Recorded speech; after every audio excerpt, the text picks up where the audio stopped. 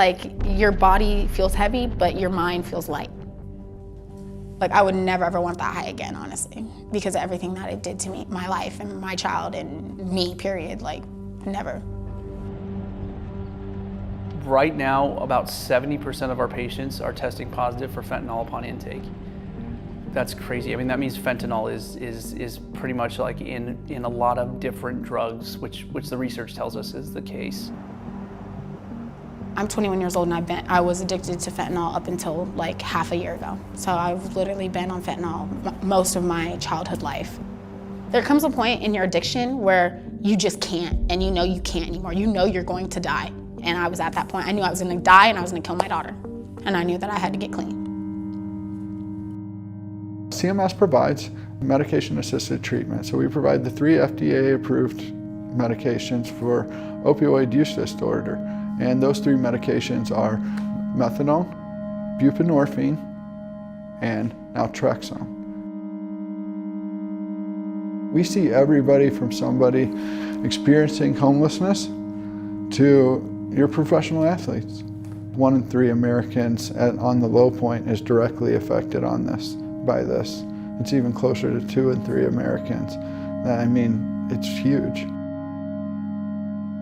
I deserve to live sober and love my life. I deserve to not have drugs to lean on. Like, I deserve to have my daughter look up to me and not know that she doesn't have to live that life. Like, I deserve that for myself. Like, regardless of what the drugs do for me, they will never do that for me. Like, see, it's so crazy, man, because when I was out there, I saw all that shit. Like, people was actually doing drugs in my car. Like, they was doing because I was doing Uber and Lyft. They was doing cocaine and popping pills like inside my car before they go to the club.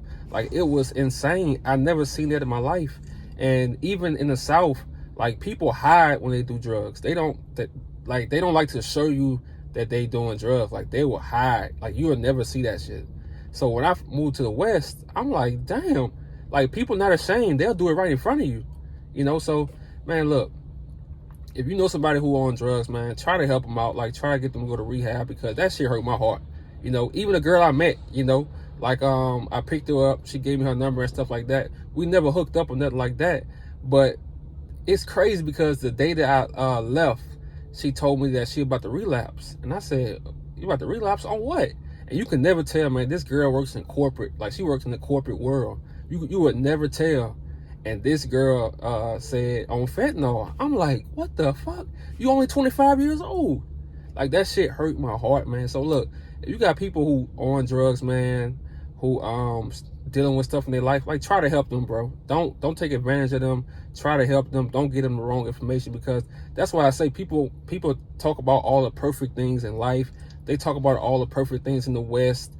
Just all perfect shit, but they don't show you the real deal, what's really going on behind closed doors. And before you know it, it's too late. You know, they lacing your weed. That's why I say, man, be careful. If you're doing drugs, man, be careful, man, because these days they lacing everything. You know, so be careful. I'm about to get back to work. Y'all have a great day.